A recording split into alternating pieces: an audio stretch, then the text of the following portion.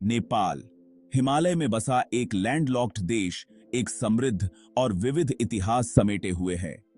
ऊंची बर्फीली चोटियों, हरी भरी घाटियों और प्राचीन मंदिरों की कल्पना कीजिए। नेपाल की कहानी प्राचीन सभ्यताओं और शक्तिशाली साम्राज्यों का मिश्रण है।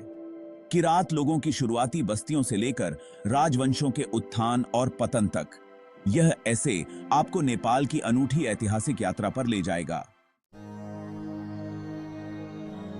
नेपाल में सभ्यता की उत्पत्ति का पता समय के धुंधलके में लगाया जा सकता है। आर्कियोलॉजिकल एविडेंस बताते हैं कि काठमांडू वैली, जो देश का सांस्कृतिक केंद्र है, पहली सहस्राब्दी ईसा पूर्व में बसा हुआ था। शुरुआती निवासियों में किरात लोग थे, जो पूर्व से माइग्रेटिंग करने वाला एक इंडिजिनस ग्रुप था। किरात कुशल कृषक थे और उन्हें नेपाल में चावल की खेती शुरू करने का श्रेय दिया जाता है। वे प्रकृति के साथ सद्भाव में रहते थे। उनकी मान्यताएं और प्रथाएं नेपाल की अनूठी सांस्कृतिक विरासत की नींव रखती थीं।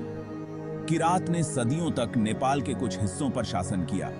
उनका शासनकाल प्रकृति के प्रति गहरे सम्मान और समुदाय की मजबूत भावना द्वारा चिह्नित था। वे अपने पूर्वजों की पूजा करते थे और प्राकृतिक दुनिया में ईश्वरीय उपस्थिति में विश्वास करते थे। उनकी विरासत को आज भी नेपाल के जीवंत त्योहारों, पारंपरिक संगीत और नृत्य रूपों में देखा जा सकता है, जो अक्सर उनके पूर्वजों की कहानियों और पर्यावरण के साथ उनके घनिष्ठ संबंध को दर्शाते हैं। हालांकि उनका शासन अंततः नई शक्तियों को रास्ता दे दिया, लेकिन किरात ने नेपाल के सांस्कृतिक परिदृश्य पर एक अमिट छाप छोड़ी। अनके कहे 4वीं शताब्दी ईस्वी की शुरुआत में लिच्छवी वंश का उदय हुआ, जिसने नेपाल के इतिहास में एक महत्वपूर्ण युग की शुरुआत की। लिच्छवी अपने परिष्कृत शासन, फ्लरिशिंग व्यापार और कला के संरक्षण के लिए जाने जाते थे। उनके शासन में नेपाल ने एक स्वर्णिम युग का अनुभव किया, जो प्रभावशाली स्थापत्य उपलब्धियों, कला और साहित्य में प्रगति और हिंदू धर्म के प्रसार की विशेषता थी। लिच्छवी काल को अक्सर नेपाल के प्राचीन इतिहास में एक उच्च बिंदु के रूप में माना जाता है। लिच्छवी ने एक मजबूत केंद्रीय प्रशासन की स्थापना की, एक निष्पक्ष कानूनी व्यवस्था लागू की और पड़ोसी राज्यों के साथ व्यापार संबंधों को बढ़ावा दिया। उनके शासनकाल में भव्य मंदिरों और महलों का निर्माण हुआ, जिनमें से कई आज भी उनके स्थापत्य कौशल के प्रमाण के रूप में खड़े हैं। पाशुपतिनाथ मंदिर और चांगू नारायण मंदिर, दोनों UNESCO world heritage sites, Licchavi कलात्मकता के स्थायी उदाहरण हैं। लिच्छवी युग में संस्कृत साहित्य का भी विकास हुआ, जिसमें धर्म, दर्शन और कानून पर उल्लेखनीय रचनाएं की गईं। भाग 4, मल्ल युग, संस्कृति के राज्य। लिच्छवी के पतन के बाद नेपाल विखंडन के दौर में प्रवेश कर गया।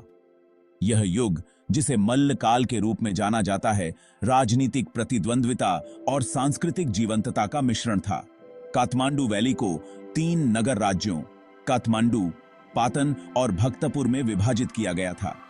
मल्ल शासक कला और वास्तुकला के महान संरक्षक थे। मल्ल काल में कला, वास्तुकला और साहित्य का उल्लेखनीय विकास हुआ। प्रत्येक नगर राज्य ने अपने मंदिरों और महलों की भव्यता में दूसरों से आगे निकलने की कोशिश की। इस प्रतिद्वंद्विता ने काठमांडू दरबार स्क्वायर, पाटन दरबार स्क्वायर और भक्तपुर दरबार स्क्वायर का निर्माण किया। भाग 5, शाह वंश के तहत एकीकरण। 18वीं शताब्दी तक नेपाल एक बार फिर एकीकरण के लिए तैयार था। गोरखा राज्य के एक दूरदर्शी शासक पृथ्वी नारायण शाह का प्रवेश, महत्वाकांक्षा और खंडित राज्यों को एकजुट करने की इच्छा से प्रेरित होकर पृथ्वी नारायण शाह ने सैन्य अभियानों की एक श्रृंखला शुरू की, जो अंततः नेपाल के राजनीतिक परिदृश्य को फिर से आकार देगी। उनकी रणनीतिक प्रतिभा और सैन्य कौशल ने उन्हें 1768 में काठमांडू वैली को जीतने में सक्षम बनाया, जिससे नेपाल के आधुनिक राज्य की नींव पड़ी। काठमांडू वैली में पृथ्वी नारायण शाह की जीत ने नेपाली इतिहास में एक महत्वपूर्ण मोड़ लाया। उन्होंने शाह वंश की स्थापना की, जब शेकी के मैका जिसने 2.5 शताब्दियों से अधिक समय तक नेपाल पर शासन किया। उन्होंने राजधानी को काठमांडू स्थानांतरित कर दिया और एक केंद्रीकृत सरकार की स्थापना की, अपनी शक्ति को मजबूत किया और एक एकीकृत नेपाल के लिए आधार तैयार किया। पृथ्वी नारायण शाह को आधुनिक नेपाल के जनक के रूप में सम्मानित किया जाता है। उनकी विरासत देश की राष्ट्रीय पहचान में निहित है। भाग 6।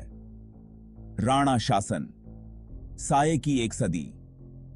नेपाल के एकीकरण के बाद शाह वंश को आंतरिक शक्ति संघर्षों का सामना करना पड़ा। इस अस्थिरता के कारण राणा परिवार का उदय हुआ, जिसने 1846 में सरकार पर नियंत्रण कर लिया।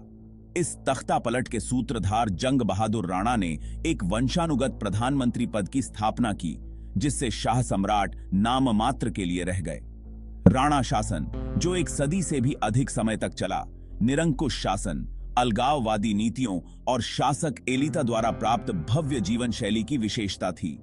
राणा शासन के दौरान नेपाल बाहरी दुनिया से काफी हद तक कटा रहा। राणा बाहरी प्रभावों से सावधान ने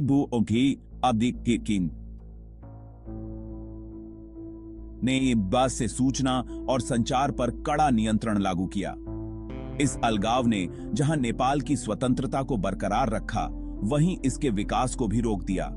हालांकि राणा काल में कुछ आधुनिकीकरण के प्रयास भी देखे गए, जिनमें अस्पतालों, स्कूलों और बुनियादी ढांचे की परियोजनाओं की स्थापना शामिल है। भाग 7। आधुनिक नेपाल, लोकतंत्र की ओर एक यात्रा। 20वीं सदी के मध्य में दुनिया भर में लोकतांत्रिक आंदोलनों की एक लहर देखी गई और नेपाल भी परिवर्तन के इस ज्वार से अछूता नहीं था। 1947 में गठित नेपाली कांग्रेस ने निरंकुश राणा शासन को चुनौती दी। 1951 में राणा शासन का अंत हुआ, जिससे शाह राजशाही की बहाली और नेपाल में लोकतंत्र की शुरुआत हुई। 1996 से 2006 तक माओवादी विद्रोह ने नेपाल को संघर्ष में धकेल दिया।